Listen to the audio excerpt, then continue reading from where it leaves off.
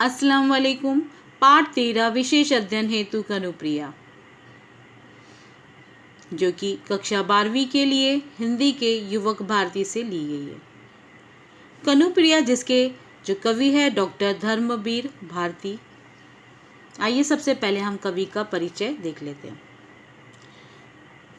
Doctor Dharmveer Bharti जी का जन्म 25 दिसंबर 1926 को उत्तर प्रदेश के इलाहाबाद में हुआ। इनके द्वारा जो शिक्षा है वह इलाहाबाद में ही इन्होंने बीए तथा एमए पीएचडी की। आचार्य धीरेन्द्र वर्मा के निर्देशन में सिद्ध साहित्य पर इन्होंने शोध प्रबंध भी लिखा और यह शोध प्रबंध हिंदी साहित्य अनुसंधान के इतिहास में विशेष स्थान रखता है। इनके जो कार्य क्षेत्र है 1959 तक अध्यापक के रूप में इन्होंने काम किया।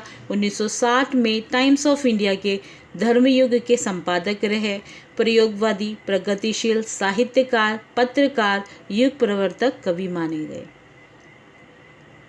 धर्मवीर भारती जी के साहित्य में खड़ी बोली, देशज तथा विदेशी भाषा का प्रयोग हुआ है। इनकी साहित्यिक भाषा में सहजता पाई जाती है और इनकी शैली चित्रात्मक, वर्णनात्मक और भावात्मक है। इनके द्वारा जो प्रमुख कृतियां हैं, इन उपन्यास में इन्होंने जो कि गुनाहों का देवता, सूरज का सातवां घोड़ा, कविता संग्रह इनकी है कनुप्रिया, जो कि हम इसका आज इतिहास पढ़ने जा रहे हैं। 7 गीत वर्ष ठंडा लोहा। कहानी संग्रह में चांद और टूटे हुए लोग, बंद गली का आखिरी मकान। काव्य नाटक इनके हैं अंधा युग, सृष्टि का आखिरी आदमी, समीक्षा सद्य साहित्य और निबंध जो इनके द्वारा है पश्यंती, कहानी अकहानी। पुरस्कार इनको जो प्राप्त हुए पद्मश्री, व्यास सम्मान और कई राष्ट्रीय पुरस्कारों से इन्हें क्या किया गया, सम्मानित किया गया। इस प्रकार से आप देखेंगे कि अभी हम आगे जो है कविता का कृति परिचय देख लेते हैं। सबसे पहले इसमें आते हैं आधुनिक कविता। आधुनिक कविता क्या है? जैसे जैसे हिंदी साहित्य में परिवर्तन आते गए जो है आधुनिकीकरण होता गया। सबसे पहले जो 1900 से लेके 1920 तक का जो समय था द्विवेदी युग कहलाया। सरस्वती पत्रिका जो 1903 में प्रकाशित हुई थी, जिसके संपादक हजारी प्रसाद द्विवेदी जी थे। उस पत्रिका के माध्यम से समाज में बदलाव लाया गया। उसके बाद का जो समय आता है छायावाद। छायावाद के जो समय था 1920 से लेकर 1936 तक का समय रहा। छाया का अर्थ ही होता है आभास। जो छायावाद में जो कविताएं लिखी गई वो भक्तिकालीन और रीतिकालीन की तरह राम या कृष्ण की बात नहीं करते। भक्तिकालीन कवि, रीतिकालीन जो कवि थे तो वह जो कि अपने भगवान राम और कृष्ण के उपासक थे और उनकी कविताओं में उनका ही बखान हुआ करता था। परंतु छायावाद कवि जो लिखा करते थे वह किसी अदृश्य शक्ति पर ही लिखा करते थे। इसमें जो भी लिखा वह उन्होंने प्रकृति, प्रेम, सौंदर्य इस पर लिखा, ना कि उन्होंने भक्तिकालीन रीतिकालीन जो कवियों की तरह अपने राम या कृष्ण की बातें नहीं की। प्रकृति वर्णन महत्वपूर्ण था, इसलिए इन्हें कई लोग रोमांटिकिज्म भी कहते हैं। और इसके जो प्रमुख मुख्य आधार स्तंभ माने जाते थे उन कवियों में जयशंकर प्रसाद, मैथिली शरण गुप्त, सूर्यकांत त्रिपाठी निराला और महादेवी वर्मा जी ये छायावादी कवियों में से थे। उसके समय का जो प्रगतिवाद, राजनीतिक विज्ञान में जैसे साम्यवाद कहा जाता है, हिंदी साहित्य में उसे प्रगतिवाद कहते हैं। इस काल में भी पूंजीवाद और निम्न वर्ग के बीच का संघर्ष बताया गया है। कार्ल मार्क्स का प्रभाव इस साहित्य पर पाया जाता है। उसके बाद में है प्रयोगवाद आता है 1943, जिसमें कि सच्चिदानंद, हीरानंद, वात्स्यायन, अज्ञेयजी जो तार समतक्त के आखिरी कवि माने जाते हैं, वे प्रयोग के आग्रही थे। भाषा भाव शैली पर इन्होंने बहुत प्रयोग किया। उसके बाद का जो समय है आधुनिक कविता का नई कविता, जो कि 1954 से प्रारंभ हुई। इस काल में जो लिखा गया वह नए विचार, नए भाव भंगिमा, पौराणिक कथाओं पर नए विचार, शमशेर बहादुर सिंह, धर्म भारती इसी दूसरे तार समतप्त के कवि माने जाते हैं। कनुप्रिया इसलिए नई कविता के अंतर्गत आती है।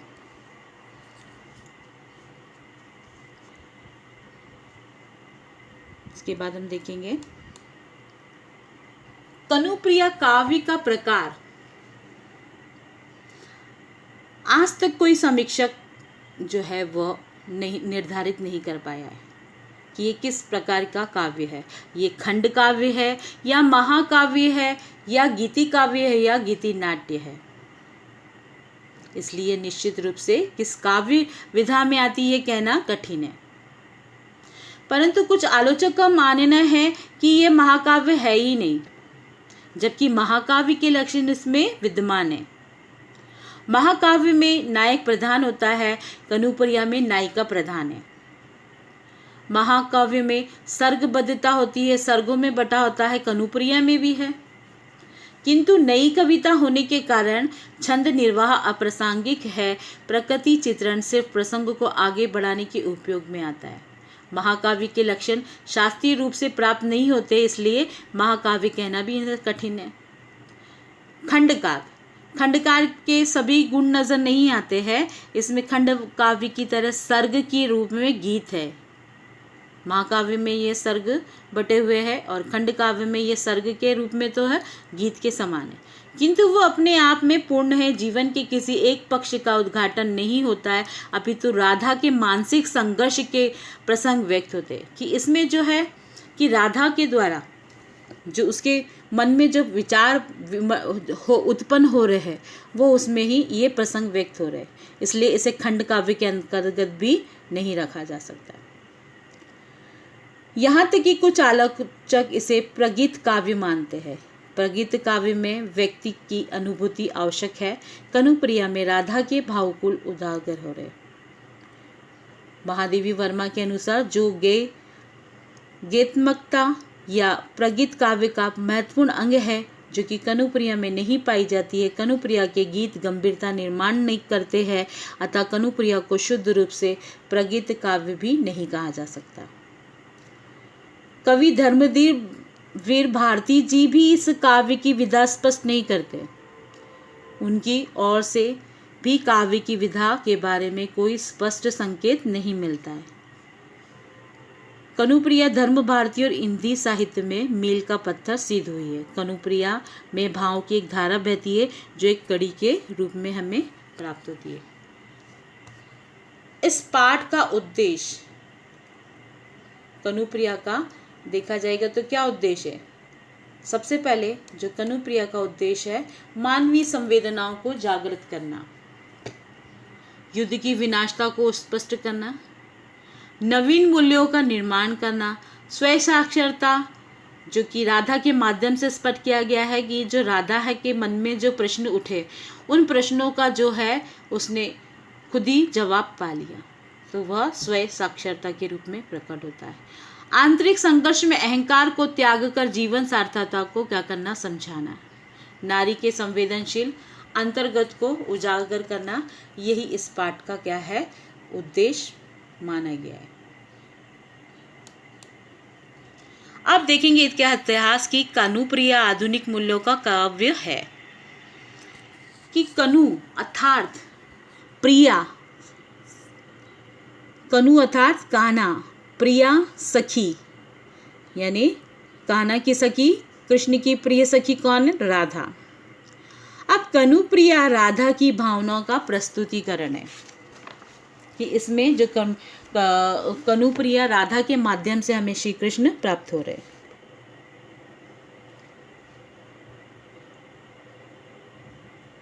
यहाँ कनुप्रिया में राधा को लगता है कि प्रेम त्याग कर युद्ध का अवलंबन करना निरर्थक बात है। यहाँ कनु उपस्थित नहीं है, उन्हें जानने का माध्यम है राधा। हमारे सामने जो है राधा या कृष्ण के बीच के संवाद नहीं चल रहा है। ये तो जो कनु प्रिया राधा के माध्यम से हमें प्राप्त हो रहे हैं। धर्मवीर भारती का मानना है कि हम बाह्य जगत को जीते रहते हैं और सहते रहते हैं, अनुभव करते हैं, चाहे वो युद्ध बाह्य जगत का हो, चाहे बलिदान का, परंतु कुछ क्षण ऐसे होते हैं कि हम उन्हें अनुभूत होना है कि महत्व बाह्य घटनाओं के उद्देश्य का नहीं है। यहाँ पर कृष्ण को समझना आसान नहीं है। कृष्ण के अनेक रूप दिखाई दे रहे। गोकुल में रास रचाने वाले कृष्ण, कालिया मर्दन करने वाले, गोवर्धन पर्वत उठाने वाले गोपालक, द्वारकाधीश, द्रौपदी के सखा, शिशुपाल का वध करने वाले, अर्जुन का सारथी, भगवद गीता के माध्यम से नीति सिखाने वाले, द्वारका को नष्ट करने वाले द्वारकाधीश कृष्ण राधा के माध्यम से मिले हैं। कनुप्रिया में राधा के मन में प्रश्न है कि राधा एक अलग रूप में हमें मिलती है। सूरदास की राधा अलग थी। सूरदास जी ने जो राधा के और कृष्ण के बारे में लिखा वो अलग था। जयदेव की राधा अलग थी, चंडीदास की राधा अलग थी और धर्मवीर भारती की राधा अलग है। यहाँ जो है राधा है कृष्ण से लड़ती है, झगड़ती है, नाराज होकर प्रश्न भी करती है। वो विद्रोही है। वो महाभारत के युद्ध को क्या कहती है? निरर्थक मानती है। वह कृष्ण से सवाल पूछती है कि इस युद्ध से क्या हासिल हुआ? कौरव हार गए, पांडव जीत गए, लेकिन जीत कर भी हार गए। भारती जी के राधा कृष्ण को प्रश्न पूछने का साहस रखती है। उसके मन में जो कई सवाल उठ रहे हैं वो इन सवालों का जो है जवाब अपने आप से ही हासिल कर लेती है। राधा कृष्ण को कभी सखा मानती है तो कभी रक्षक सहोदर कहती है, तो कान्हा मेरे कोई नहीं यह भी कह डालती। राधा समझ ही नहीं पाती कि कान्हा उसका कौन है। यहाँ कृष्ण के दो रूप है, एक गोकुल के कान्हा और दूसरे महाभारत युद्ध के महानायक कृष्ण। परंतु राधा कृष्ण के साथ बिताए हुए क्षणों में ही जीना चाहती है। उसे तो अपने वही गोकुल के जो कृष्ण है, जो किस प्रकार से प्रेम में तल्लीन होते हुए बांसुरी बजाया करते थे, वही रूप उनका जानती है। परंतु मथुरा जाने के बाद कृष्ण के बदले हुए रूप को वह नहीं अपना सकती।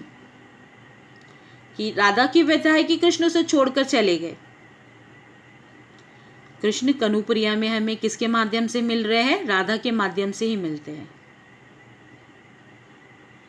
कृष्ण महाभारत के कौन नायक थे और यहाँ कनुप्रिया के माध्यम से धर्मवीर भारती जी ने भी अपने अंदर के अनेक प्रश्नों को उजागर किया है। उसी तरह कनुप्रिया भी कृष्ण के साथ अपने समानता के क्षणों में जीना चाहती है। कृष्ण की सभी लीलाओं को वह अनुभूत करना चाहती है। यही कनुप्रिया के भावात्मक विकास के कारण है और उसके चरण हैं। कनुप्रिया महाभारत के युद्ध को अपने भावात्मक तन्मयता से देखती है। उसमें कोई संशय या जिज्ञासा नहीं है। राधा के मन में प्रश्न है कि क्या युद्ध के बिना कोई प्रश्न सुलझाया नहीं जा सकता? क्या युद्ध होना जरूरी है? क्या युद्ध सार्थक है? कनुप्रिया में कृष्ण से महाभारत को लेकर किया गया संवाद, युद्ध में हुई जय पराजय, कृष्ण की युद्ध में क्या भूमिका रही, युद्ध का उद्देश्य क्या था, युद्ध की भयानकता, प्रचंड संहार आदि बातों पर कृष्ण से किया गया राधा का संवाद उद्धृत है। धर्मवीर भारती जी ने अपने प्रेम की तन्मयता, शांति के महत्व, युद्ध की विनाशता को राधा के माध्यम से ही स्पष्ट किया है। उसके माध्यम से ही उन्होंने संदेश दिया है।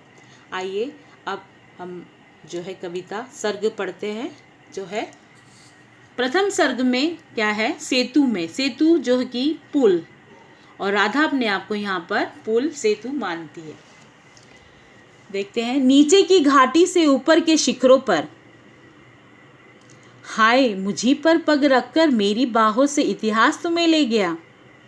सुनो कनु सुनो, क्या मैं एक सेतु थी तुम्हारे लिए, लीला भूमि और युद्ध क्षेत्र के अलंघ्य अंतराल में। अब इन सूने शिखरों, मृत्यु घाटियों में बने सोने के गुथे तारों वाले पुल सा निर्जन, निरर्थक, कांपता सा यहाँ छूट गया मेरा यह सेतु, जिसको जाना था वह चला गया। इस सर्ग के माध्यम से जो है राधा कृष्ण से सवाल पूछती है। राधा कहती कि एक कान्हा, इतिहास की बदली हुई इस करवट में तुम्हें युद्ध का महानायक बना दिया। राधा का अपने अचेतन मन से ही यह संवाद हो रहा है। वह कहती है कि गोकुल से मथुरा, जिसे इतिहास रचना था, वह चला गया। वह गोकुल छोड़कर मथुरा चला गया इतिहास रचने के लिए। कृष्ण को शिखर पर जाना था। तुम महानायक थे शिखर पर, अंततः मेरे ही सिर पर पैर रखकर आगे बढ़ गए। तुमने मुझे ऐसे ही छोड़ दिया। मेरी प्रेम की दुनिया में इतिहास में तुम्हें ले गया। मेरी प्रेम की दुनिया से इतिहास तुम्हें ले चला गया। तो क्या करूं? इस लीला क्षेत्र में उठकर युद्ध क्षेत्र तक पहुंचकर ईश्वरीय स्वरूप धारण करने के बीच जो अलंघ्य दूरी थी, जो लांघ नहीं पा सकी मैं, क्या उसके लिए तुमने मुझे ही सेतु बनाया? तुमने ही उसे मुझे अपना पुल बनाया? गोकुल की इस लीला भूमि और कुरुक्षेत्र की युद्ध भूमि, इस बीच के फासले तक पहुंचाने वाला सेतु थी मैं।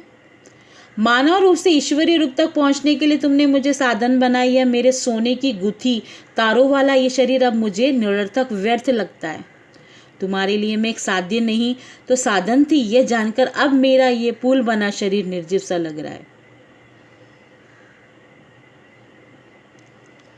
अब इन शिखरों मृत्यु घाटियों के बीच क्या वह पुल निरर्थक लगता है? कनु के बिना मेरा यह शरीर रूपी जो है पुल क्या है, निर्जीव कपकपाता सा रह गया है। अतः जिसको जाना था वह मुझसे दूर चला गया। अतः इस कांपते शरीर को छोड़कर तुम अपना इतिहास रचने, युग पुरुष बनने चले गए। राधा की व्यथा इससे क्या हो रही है, प्रतीत हो रही है। वो अपने दुख को जाहिर कर रही है। इसका आइए शब्दार्थ देख लेते हैं। घाटी, दो पर्वतों के बीच का सकरा रास्ता, पहाड़ी से घिरी हुई समतल भूमि, दर्रा, सेतु, पुल, बांध और माध्यम, अलंघ्य जिसे लांघा नहीं जा सकता, अंतराल, फासला, दूरी। नेक्स्ट सर्ग देखेंगे जो कि है अमंगल छाया। अमंगल छाया का अर्थ ही है विनाश की तरफ। देखते हैं दूसरे सर्ग में। घाट से आते कदम के नीचे कनु को ध्यानमग्न देवता समझ प्रणाम करना। जिस राह से तू लौटती थी बावरी, आज उस राह से न लौट।